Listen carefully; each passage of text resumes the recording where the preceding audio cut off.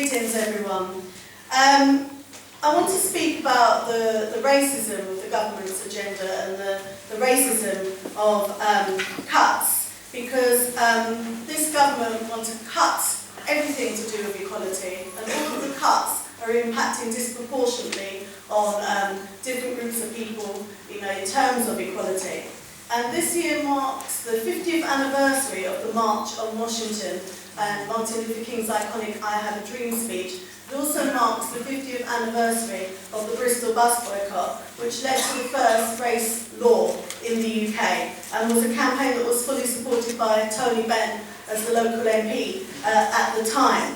And in the USA, at the anniversary events that have taken place to mark the 50th anniversary in Washington, black people have said that the dream is out of reach for them in America. They still haven't achieved the dream.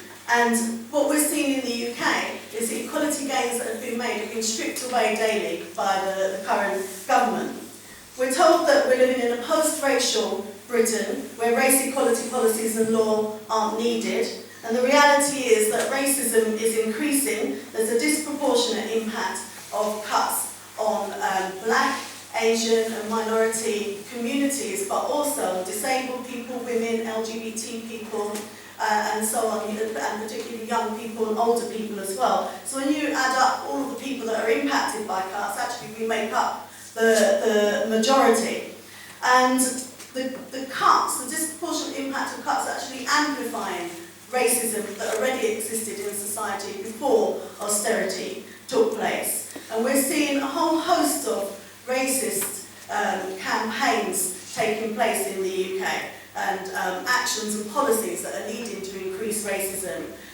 Because of funding cuts, race organisations are closed, black-led organisations that focus on race equality and services for local communities where black communities live are having to close their doors. The cuts to the EHRC is weakening our protection against the disproportionate impact and against institutional racism in particular.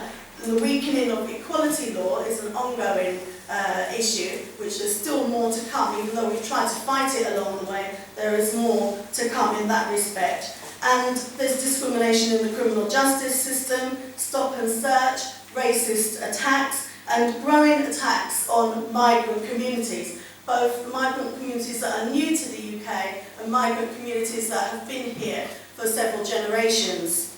And we've all seen the racist ad vans, the immigration checks at stations where they targeted anybody that wasn't white to check if they had the right to stay in the UK, and actually stopped people that had been in the UK for several generations or on their way to work or on their way to college to check if they had the right to be in the UK.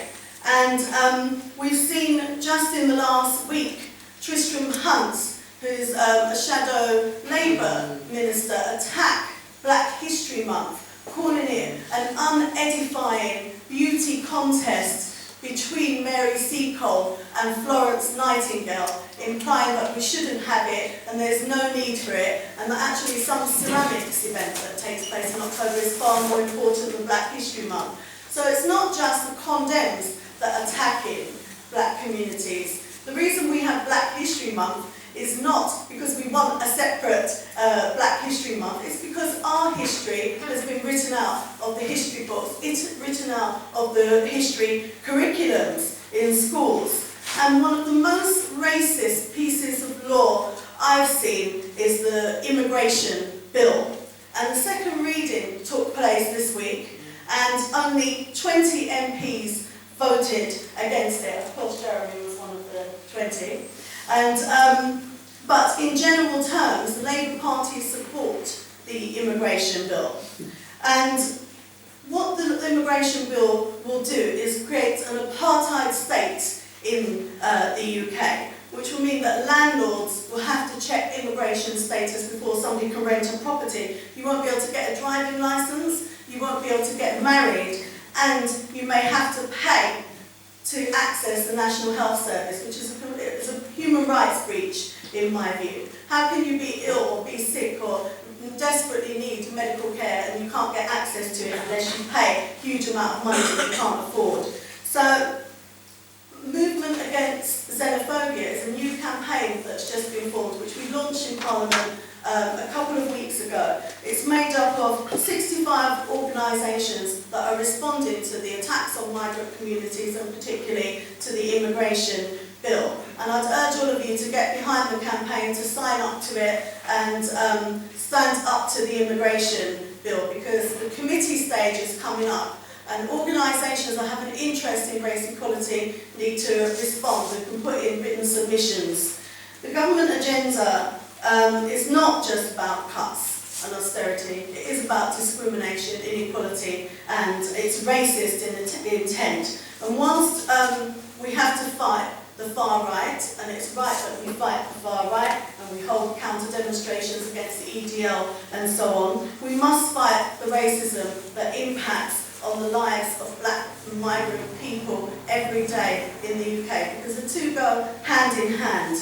Government and politicians are spreading myths and lies about migrants, and the reality is that migrants have always and continue to benefit the UK society and benefit the economy, claiming less benefits than workers that are born here.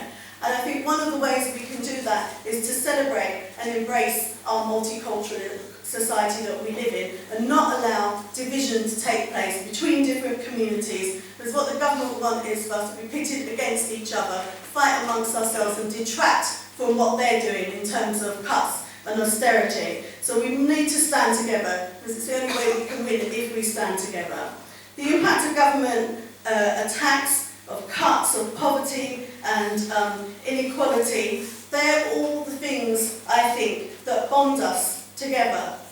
So I think we need to focus on the things that bond us together, that together with the vibrancy of our multicultural societies, the things that we've achieved historically. And I think they're far more important than the things that might divide us, and those that want to try and divide us will try and put out there in the right-wing media to make us split and go different separate ways, and therefore not achieve and not stand up collectively together. The People's Assemblies need to include the broadest coalition of organisations, communities and individuals in each neighbourhood, each town, each city they're set up. Because the only way we succeed is if we bring everybody that's impacted by these cuts together to work collectively.